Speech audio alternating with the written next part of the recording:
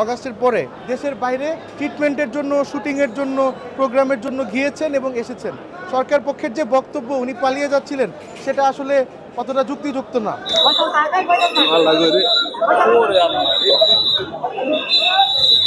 258 জন আসামি, আমার মক্কেল 207 নম্বর। আসলে নুসরাত বারিয়ার পক্ষে বেইলের শুনানি করি, আমরা আদালতকে পেশ করি যে এই ঘটনার ডেট অফ অকারেন্সের সময় উনি বাংলাদেশে ছিলেন না, উনি কানাডায় অবস্থানরত ছিলেন এবং সেটা প্রমাণস্বরূপ আমরা পাসপোর্টের ডিপার্চার এবং অ্যারাইভাল যে পেজটা আছে সেটা আদালতে পেশ করি।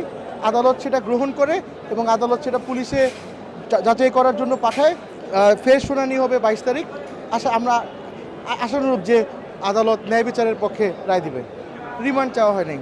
আসলে 258 জন আসামি, আমার মক্কেল 207 নম্বর, উনি দেশেও ছিলেন না।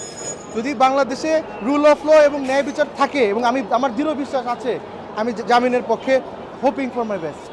দেশের বাইরে এই প্রথম না, সে এর আগেও মাল্টিপল টাইমস জুলাইয়ের পরে। RICL TMX, যুগের পর যুগ স্থাপনা থাকে মজবুত। অগাস্টের পরে দেশের বাইরে ট্রিটমেন্টের জন্য, শুটিংয়ের জন্য, প্রোগ্রামের জন্য গিয়েছেন এবং এসেছেন। সরকার পক্ষের যে বক্তব্য উনি পালিয়ে যাচ্ছিলেন সেটা আসলে অতটা যুক্তিযুক্ত না এবং ওনার রিটার্ন টিকিট ছিল, she would have come back, but she was a victim of circumstances. তো তাই আর কি আজকে আমাদের এই দিনটা দেখতে হয়।